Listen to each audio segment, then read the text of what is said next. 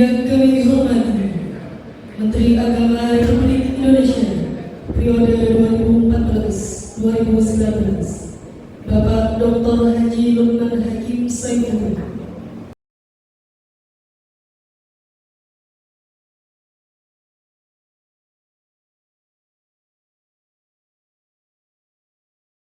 Dengan tema merawat moderasi beragama, menjaga kebinekaan. Semoga tetap tercurah limpahkan kepada junjungan kita Nabi Muhammad SAW. Kita buka acara pada siang hari ini dengan membaca Indonesia Raya. Hadirin dimohon untuk berdiri.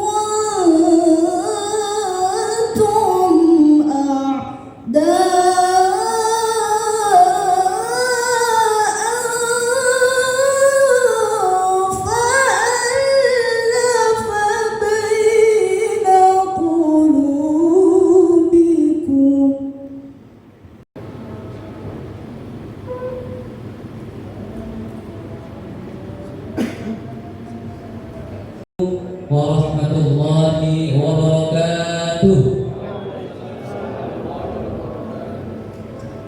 Innal hamdalillah wa man yudlil fala hadiyalah.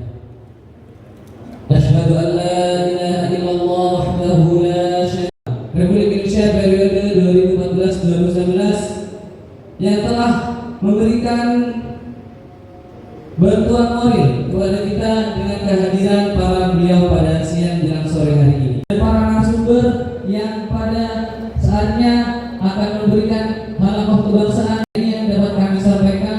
Kurang dan lebihnya mohon maaf. Wallahul muwaffiq ila aqwamit thoriq. Wassalamualaikum warahmatullahi wabarakatuh.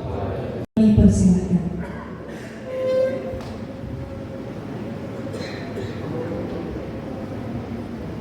Alhamdulillahirabbil alamin. Wassalatu wassalamu ala asyrafil anbiya wal mursalin sayyidina wa nabiyuna wa maulana Muhammadin. Diridhoi Allah Subhanahu wa taala dan dicatat sebagai amal ibadah oleh Allah Subhanahu wa taala. Amin. Salawat serta salam tak lupa mari kita panjatkan kehadirat, kita haturkan kehadirat Nabi besar Muhammad sallallahu alaihi wasallam dengan harapan kita mendapat syafaat yaumil kiamat kelak. Amin ya rabbal alamin.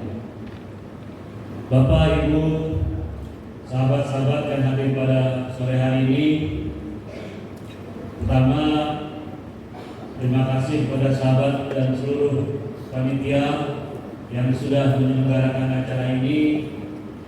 Mudah-mudahan dengan kumpulnya kita ini mempertegas dan mempererat kembali tali silaturahmi kita sebagai anak bangsa, sebagai generasi penerus tentunya di masa yang akan datang, dengan memaknai betul bahwa negara Indonesia adalah negara yang penuh dengan keragaman, negara yang penuh dengan keaneka ragaman, baik suku, agama, ras maupun antar golongan. Ketika kita sudah menyadari ini dan kita berpegang erat atas perbedaan ini, insya Allah negara Kesatuan Republik Indonesia yang akan sampai pada Indonesia Emas tahun 2045 ini akan tercapai dengan sebaik-baiknya. Amin ya rabbal alamin. Bapak, Ibu, saudara-saudara sekalian, Indonesia ini adalah negara yang multikultural, negara yang terdiri dari berbagai macam latar belakang, sudah menjadi sunatullah, sudah menjadi keinginan daripada Maha Pencipta menciptakan Indonesia ini dengan berbagai macam latar belakang. Kita yang hadir di sini saja berbeda-beda, berbeda suku, berbeda latar belakang, tapi kita tidak melihat itu perbedaan sebagai sebuah hambatan. Dan alhamdulillah kita dapat bersilaturahmi pada siang hari ini. Perbedaan adalah sebuah sunatullah. Perbedaan adalah sesuatu yang sudah ditakdirkan. Maka ketika Tuhan yang Maha Kuasa ingin menjadikan seluruh wilayah Nusantara ini satu agama, itu sangat mungkin. Ketika Allah ingin menjadikan Indonesia ini menjadi satu suku, itu sangat mungkin. Tapi hari ini kita melihat, hari ini kita merasakan bahwa Indonesia dilahirkan dari berbagai macam latar belakang yang berbeda-beda. Dan itulah ternyata yang mempersatukan kita. Itulah yang mempererat hubungan kita. Para pendiri bangsa kita, para founding fathers telah meletakkan dasar-dasar bernegara kita. Alhamdulillah kita punya yang namanya Pancasila hari ini. Pancasila adalah sebuah pegangan hidup, sebuah pandangan hidup yang diwariskan oleh para pendiri bangsa kita. Dalam konferensi negara non-blok tahun 60-an, Presiden Soekarno bertanya kepada Presiden Bos Tito dari negara Yugoslavia, Mr. Presiden, apa yang akan Anda wariskan kepada bangsa dan negara Anda ketika Anda sudah tidak lagi menjabat? Saya akan mewariskan sebuah pasukan, kekuatan militer yang akan menjaga negara Yugoslavia dari ancaman dan dari segala macam tantangan. Mereka yang akan menjaga negara tersebut. Lalu ditanya balik oleh Presiden Tito, Presiden Soekarno, apa yang Anda akan wariskan kepada bangsa Anda? Yang akan beliau menjawab, yang akan saya wariskan kepada bangsa Indonesia itu adalah Pancasila sebagai way of life negara Republik Indonesia. 87 tahun setelah kita merdeka, hari ini kita bisa melihat bagaimana momentum para pendiri bangsa ini ketika menjadikan Pancasila sebagai pandangan hidup bangsa Indonesia. Ini kita bisa buktikan hari ini. Karena hari ini negara Kesatuan Republik Indonesia masih berdiri tegak dari Sabang sampai Merauke, dari Miangas sampai Pulau Rote. Tapi kita bandingkan dengan negara Yugoslavia yang sudah diwariskan oleh presidennya pasukan-pasukan yang kuat. Hari ini Yugoslavia terpecah belah menjadi 7 negara. Sementara Indonesia masih berdiri tegak hingga hari ini. Ini adalah bagaimana perbedaan justru merekatkan kita dan para pendiri bangsa kita menjadikan Pancasila sebagai sebuah pandangan hidup bagi bangsa Indonesia. Negara-negara lain hari ini pun masih berkecamuk. Negara-negara Timur Tengah tidak terlepas dari problem ini. Yang paling gampang kita lihat bagaimana negara Timur Tengah masih berkecamuk, Yaman dan negara-negara lainnya, terutama juga negara-negara Afrika Timur seperti Mesir, Libya dan sebagainya. Mereka mayoritas beragama Islam. Mereka mayoritas dan hampir dikatakan 90% lebih adalah masyarakatnya beragama Islam. Tapi hari ini mereka saling bunuh, hari ini mereka saling membinasakan. Hanya karena apa? Hanya karena perbedaan pandangan dalam beragama. Afghanistan yang merdeka lebih dulu dari kita, sekitar 1918 atau 1920 mereka merdeka. Yang sukunya tidak lebih dari tiga suku bangsa besar di Afghanistan. Tapi hingga hari ini untuk beribadah saja mereka diliputi dengan kekhawatiran, karena tidak menutup kemungkinan ketika mereka beribadah, ketika mereka berada di masjid, nyawa mereka akan terancam oleh bom bunuh diri ataupun serangan-serangan mortir. Itu negara yang mayoritas 90% lebih beragama Islam. Indonesia, di bumi Nusantara ini, kita beribadah tidak hanya di masjid, bahkan kadang-kadang kita menutup jalanan, menutup fasilitas umum untuk sekedar untuk berzikir, untuk sekedar tabligh akbar, istighosah, dan itu bisa kita laksanakan dengan aman, dengan nyaman. Karena apa? Karena itulah Indonesia, karena itulah bangsa kita yang telah ditata oleh Allah menjadi bangsa kita, sehingga kita dapat memaklumi semua kegiatan-kegiatan tersebut dengan lapang dada. Tapi Bapak Ibu sekalian, bukan artinya semua itu bisa berjalan dengan mulus. Selalu saja ada segelintir atau sekelompok orang yang masih memaknai yang namanya perbedaan itu adalah kebenaran. Berbeda itu adalah benar atau salah.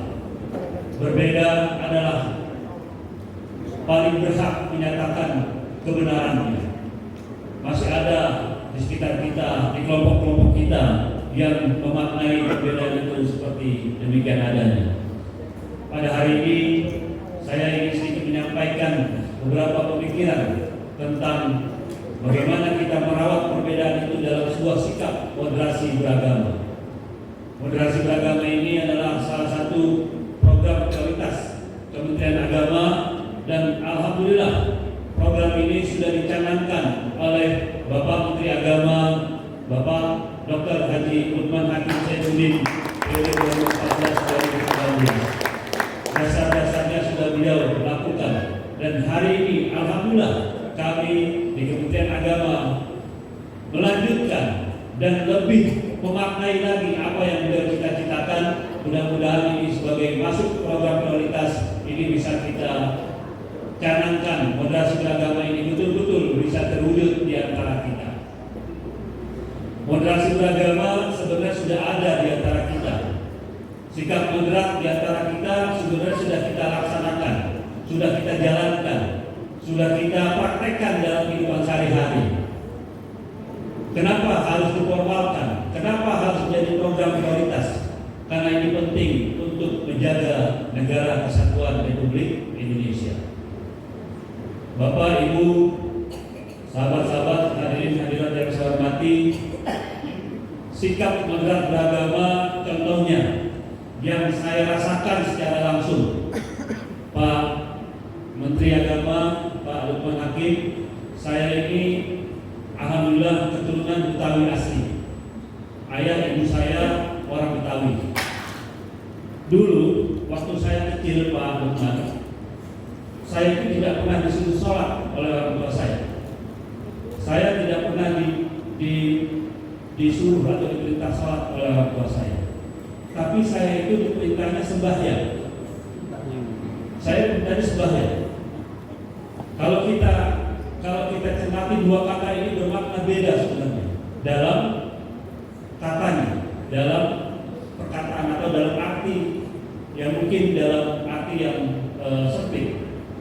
Tapi orang-orang Betawi menyuruh anak-anaknya untuk sembahyang. Makanya ada lagunya Pak Luqman, aduh sialan, sidul anak Betawi asli, kerjaannya sembahyang mengaji, bukan kerjaannya sholat dan mengaji. Saya ingin menggambarkan di sini bahwa masyarakat Betawi saja, masyarakat Betawi yang ada di Jakarta, yang ada di ibu kota, itu sudah memoderasi kehidupan beragamanya. Kalau kita ambil kata sembahyang ini kan dari kata sang secerta, yang mungkin berkonotasi kepada umat Hindu atau umat yang lain. Tapi orang tua kami, orang-orang tua kita juga yang ada di sini sudah memodifikasi, sudah meresap, sudah mengambil kata-kata sembahyang itu diartikan sebagai ungkapan untuk memerintah anak-anaknya sholat. Saya tidak ingin membandingkan dua kata ini. Yang saya ingin tekankan di sini adalah bagaimana kehidupan moderasi beragama itu sebenarnya sudah kita praktekkan dalam kehidupan sehari-hari. dan ini harus kita jaga terus. Makanya Kementerian Agama menjadikan program prioritas salah satunya adalah kehidupan moderasi beragama. Di samping itu, kita yang sudah terbiasa dengan kehidupan yang moderat, kehidupan yang ada di jalan tengah ini, tapi tetap saja ada kelompok-kelompok kecil, kelompok-kelompok lain yang coba untuk memaksakan pikiran-pikiran mereka. Karena apa? Karena memang ada kesalahpahaman dalam memaknai dan dalam menjalankan ajaran-ajaran agama. Sikap anti moderat atau intoleran ini tidak hanya di kelompok Islam saja, di kelompok Muslim saja, di semua agama ada kelompok-kelompok ini. Dan kita sebagai bagian besar dari umat Islam di Indonesia mempunyai tanggung jawab agar kelompok-kelompok ini tidak dapat merusak tatanan kehidupan beragama yang sudah ditanamkan oleh orang-orang tua kita. Dari pengamatan yang ada, sikap ini pertama didasari oleh sebuah pemahaman yang salah. Agama itu sebenarnya adalah sebuah ajaran nilai-nilai tentang kemanusiaan. Makanya ketika Nabi diutus oleh Allah Subhanahu wa taala, hadis menyatakan innamal bu'istu liutammima makarimah akhlak. Sesungguhnya Nabi diutus itu adalah untuk menyempurnakan akhlak, menyempurnakan tatanan kehidupan sosial, bukan untuk menyempurnakan yang lain. Kenapa? Karena sebelum Nabi diutus menjadi Nabi sudah ada yang namanya masyarakat saat itu. Mungkin ukurannya adalah akhlak.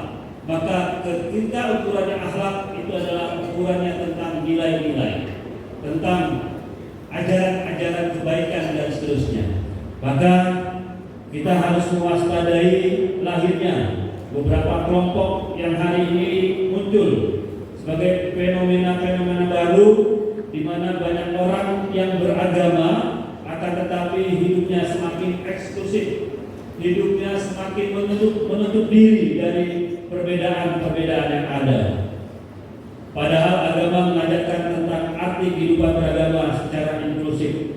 Beragama mereka menjadi berkotak-kotak, beragama mereka menjadi kelompok, beragama justru memisahkan mereka dari tatanan sosial yang ada. Munculnya ragam penafsiran yang tidak bertanggung jawab. Ini berawal dari banyaknya orang yang memiliki kompetensi pengetahuan yang cukup dalam memahami konteks Al-Quran dan sumber lainnya. Mereka yang tidak mempunyai kompetensi yang cukup untuk memaknai Al-Quran dan yang lainnya, sehingga ketika mereka melakukan penafsiran Al-Quran itu hanya secara harfiah saja atau letterbox saja.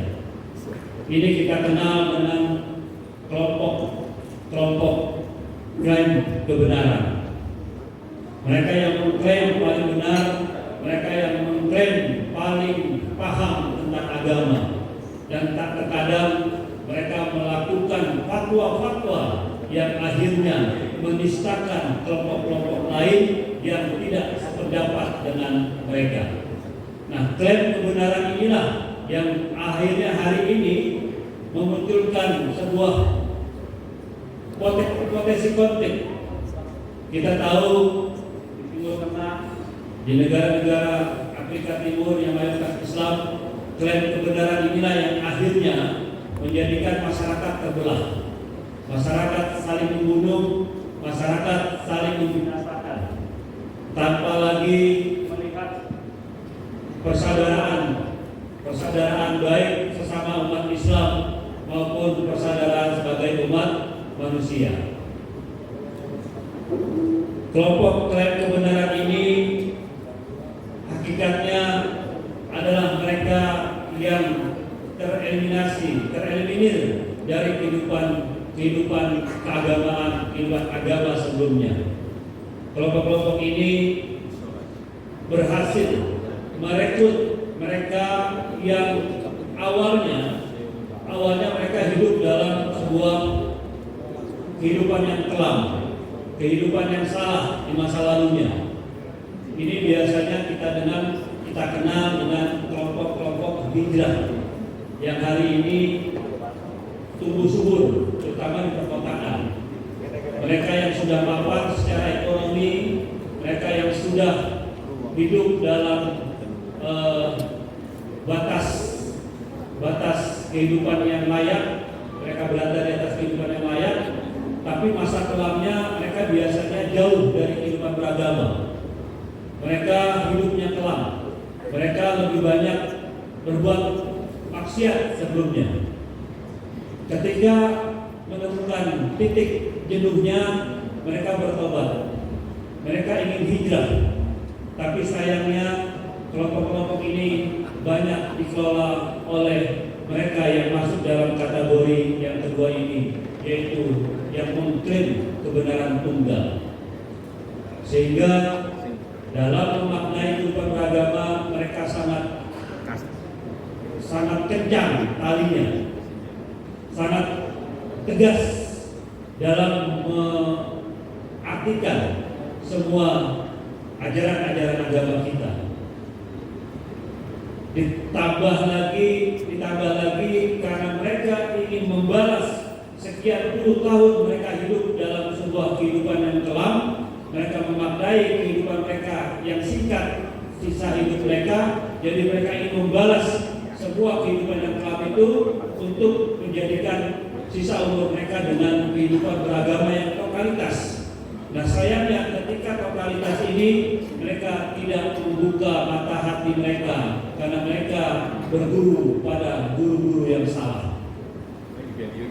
Mereka mencari pencerahan agama dari sumber-sumber yang gelap, sehingga banyak kelompok-kelompok ini akhirnya menjadi kelompok-kelompok yang memusuhi kehidupan moderasi beragama. Bahkan mereka tidak segan-segan memfatwakan bahwa apa yang kita jalankan ini adalah sesat, apa yang kita jalankan ini adalah tidak sesuai dengan ajaran Islam.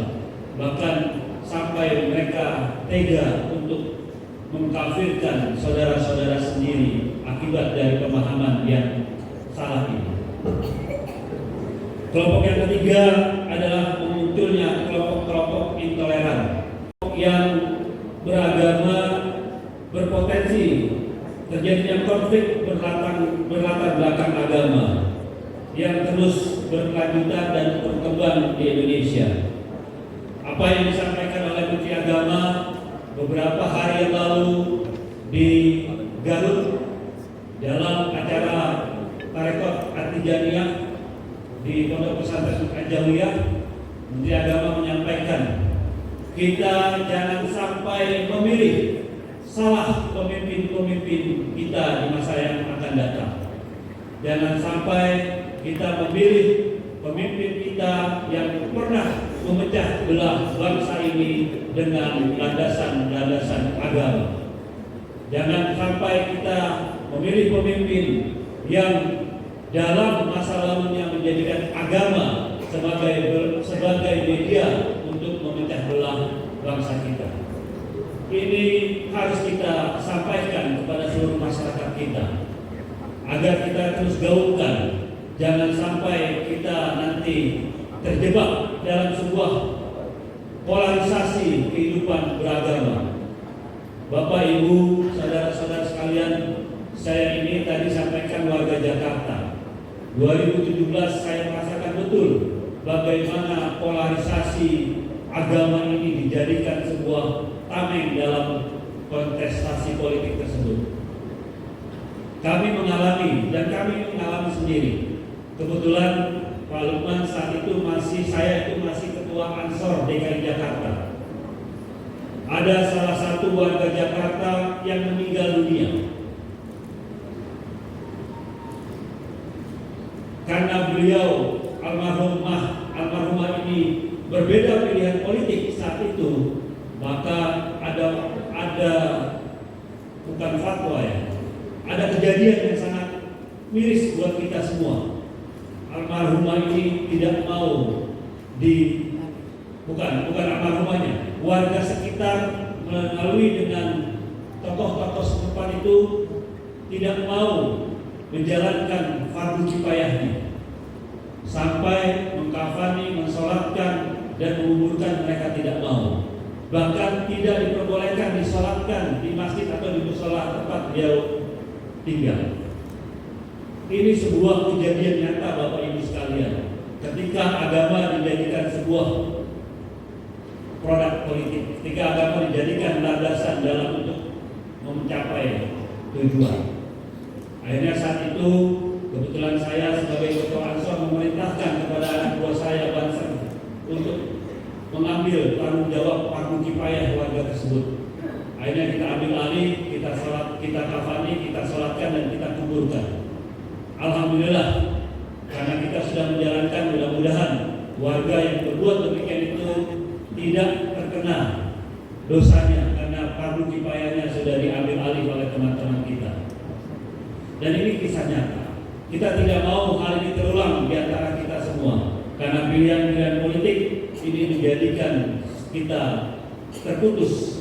Bahkan fatwa-fatwa agama dijadikan sebuah kunci untuk memenangkan kontestasi tersebut. Harus kita perangi, harus kita waspadai di seluruh tatanan kehidupan kita.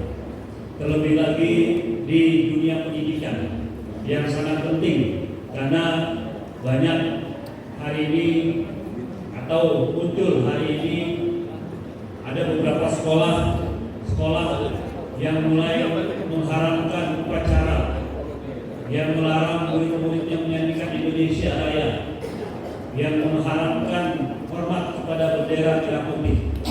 Ini adalah sebuah sikap yang harus kita waspadai, karena mereka ingin memotong generasi.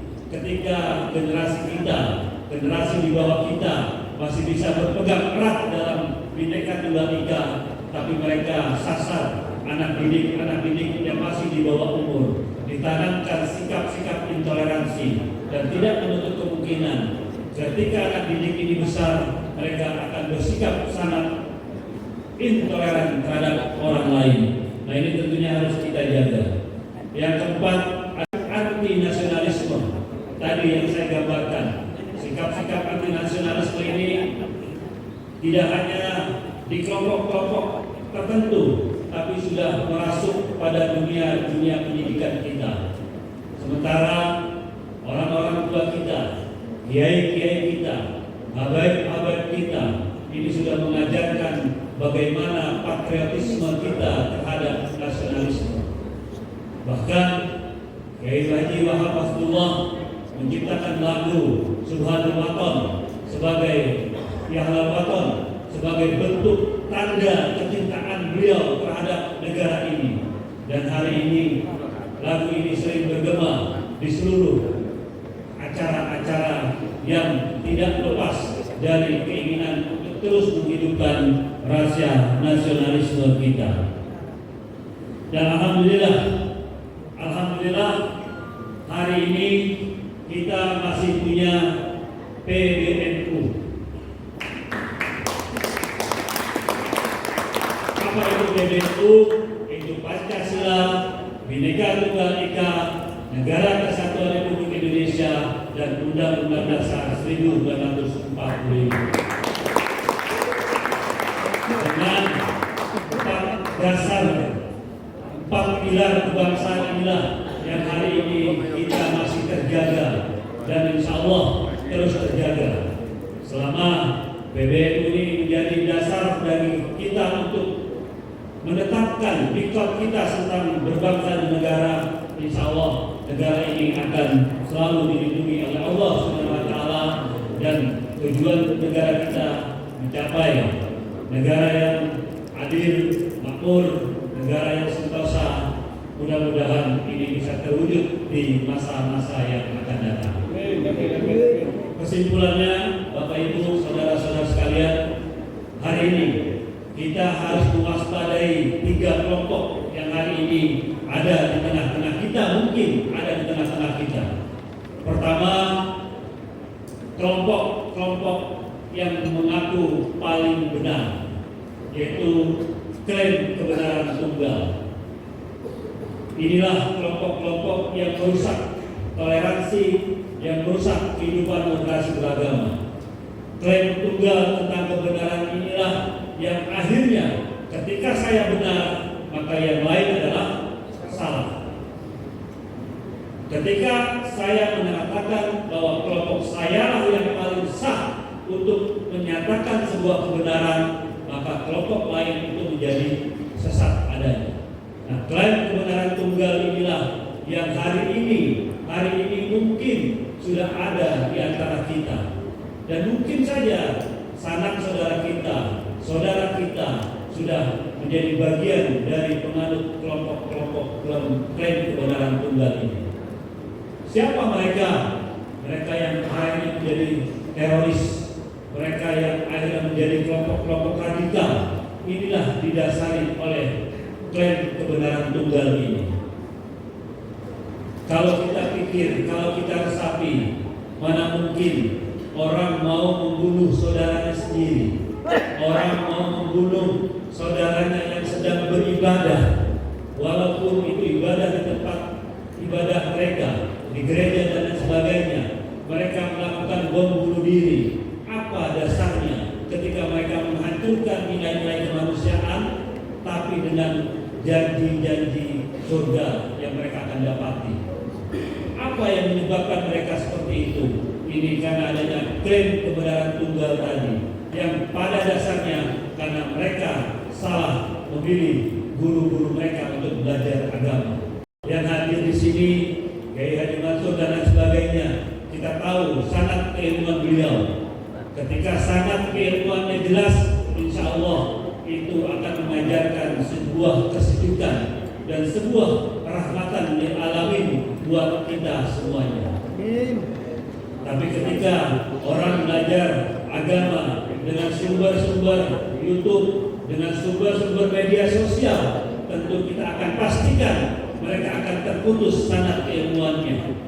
Dan ketika terputus kesanad ilmuannya ini, pasti yang terjadi adalah kesalahpahaman dalam berpikir dan menjalankan nilai-nilai agama. Kelompok kedua yang hari ini kuat di antara sekitar kita ini adalah kelompok inklusif, kelompok yang membatasi diri mereka dengan kita. Mereka tidak sepakat dengan kita, akhirnya mereka membentuk kelompok sendiri. Mereka membentuk ikatan-ikatan sosial sendiri. Nah, kelompok-kelompok inklusif, bukan inklusif, tapi kelompok-kelompok eksklusif. Kelompok-kelompok eksklusif, yaitu mereka yang memisahkan diri dari kehidupan moderasi beragama yang sudah tertata dalam kehidupan kita. Kelompok eksklusif ini biasanya mereka ada sedikit simbol-simbolnya bisa kita lihat dari cara berpakaian ataupun dari cara tampilan wajahnya, bisa kita lihat biasanya mereka. Mereka ini biasanya memang tidak menyerang kita, mereka tidak mengkafirkan kita, tapi mereka memisahkan diri dari kehidupan kita. Dan kecenderungannya adalah sama sebenarnya ujungnya. Mereka merasa paling benar. Jadi ada di sekitar kita dan ini harus kita waspadai.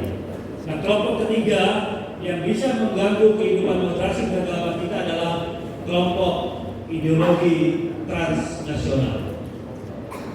Bapak, Ibu, sahabat-sahabat sekalian, di awal tadi saya sudah menyampaikan bagaimana negara ini dibangun dari berbagai macam latar belakang yang berbeda. Sudah menjadi sunatullah negara kita ini berbeda-beda satu dengan yang lainnya. Dan alhamdulillah ini menjadi pemikiran-pemikiran para pendiri bangsa kita dengan melahirkan ideologi bangsa kita, yaitu Pancasila. Hari ini negara-negara lain sangat respect dengan Indonesia, dengan Pancasilanya dapat mengikat seluruh perbedaan-perbedaan tersebut. Ada 17.000 pulau yang terbentang di Nusantara ini. Ada beribuan bahasa, ada ribuan suku bangsa yang mendiami Republik ini. Tapi kebinekaan itu diikat menjadi satu dengan Pancasila. Itulah ideologi bangsa kita. Tapi patut kita waspadai hari ini munculnya ideologi transnasional yang mulai masuk ke negara kita, yang diekspor atau yang diimpor oleh para tokoh-tokoh kita tanpa disengaja maupun disengaja. Salah satu ideologi transnasional yang pernah ada di negara kita dan alhamdulillah sudah dibubarkan oleh presiden kita, yaitu yang kita dengar dengan Hizbut Tahrir Indonesia. Bapak Ibu, sahabat-sahabat sekalian, Hizbut Tahrir ini di negara asalnya adalah kekuatan politik. Mereka adalah kelompok-kelompok yang ingin mengambil alih kekuasaan. Di beberapa negara ketika mereka kuat, ketika mereka sudah bisa masuk dalam elemen-elemen kekuatan bangsa, biasanya mereka akan kudeta. Mereka akan melakukan pemberontakan. Di Mesir, di Lebanon, bahkan di Palestina mereka sempat ingin mengkudeta, tapi tidak berhasil. Artinya, ingin saya tegaskan di sini bahwa yang namanya ideologi transnasional Hizbut Tahrir Indonesia itu adalah kekuatan politik. Itu adalah partai, itu adalah kelompok yang berorientasi pada kekuasaan. Yang sudah dibuktikan di negara-negara lain ketika mereka besar, ketika mereka sudah mengikat pada sebuah kekuatan-kekuatan utama, apalagi kalau sudah kekuatan militer mereka pegang, maka tidak menutup kemungkinan mereka akan melakukan kudeta. Dan Presiden Jokowi sudah membubarkan yang namanya organisasi Hizbut Tahrir Indonesia. Tanpa kita harus mengkaji lebih dalam, kita yang awam saja bisa menyaksikan, bisa memastikan bahwa ini adalah ideologi transnasional yang akan merusak tatanan berbangsa dan bernegara kita. Di awal pembubaran tersebut, alhamdulillah, saya termasuk orang yang paling depan ketika ada usaha untuk membubarkan HTI tersebut. Bahkan ketika banyak orang yang tidak mendukung, alhamdulillah saat itu saya kebetulan salah satu pengurus pimpinan pusat Gerakan Pemuda Ansor, ketua umumnya Bapak Yakut Khalil Gomas. Hingga saat ini saya masih duduk di kepengurusan beliau. Waktu itu beliau dipercaya oleh beliau untuk menjadi juru bicara anti HTI. Saya bersempat berdiskusi termasuk dengan Pak Ismail Yusanto di beberapa stasiun TV untuk membicarakan tentang polemik menjelang pembubaran HTI tersebut. Saya sampaikan saat itu bahwa hakikatnya negara kita ini telat untuk membubarkan HTI, sehingga HTI sudah berkembang pesat. HTI masuk dalam seluruh relung-relung kehidupan masyarakat kita. Bahkan HTI mampu memobilisir umat Islam untuk melakukan kegiatan yang besar di Jakarta saat itu. Tapi walaupun telat, saya sampaikan saya mengapresiasi kepada pemerintahan saat itu karena mengeluarkan Perpu untuk membubarkan yang namanya Hizbut Tahrir Indonesia. Ini adalah ancaman nyata tentang ideologi transnasional yang ingin merusak tatanan berbangsa dan negara kita.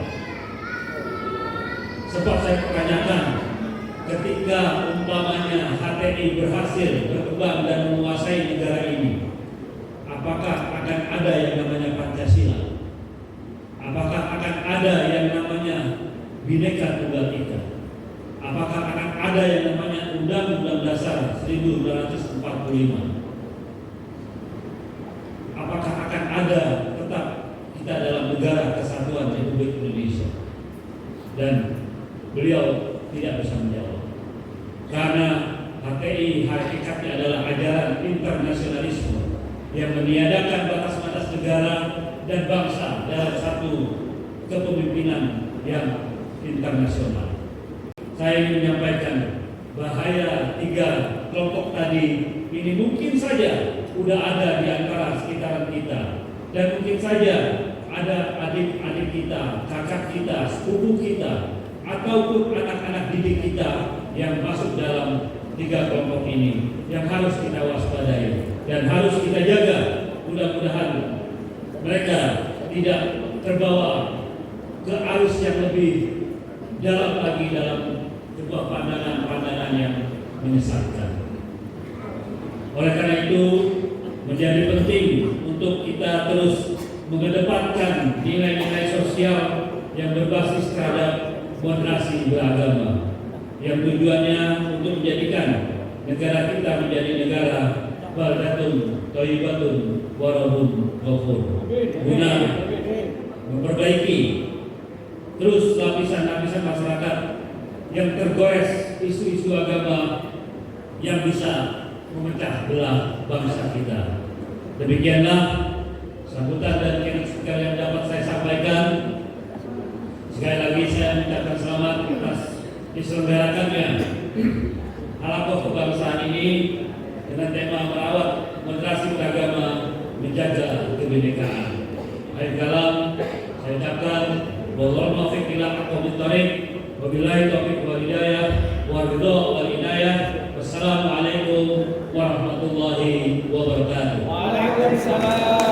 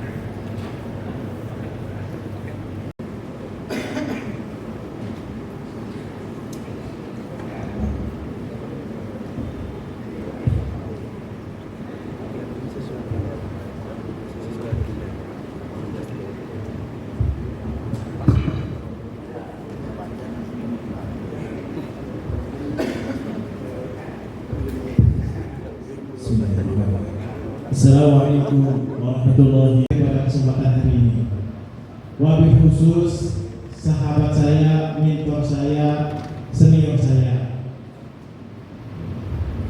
Beliau adalah ketua penasehat sekaligus pengarah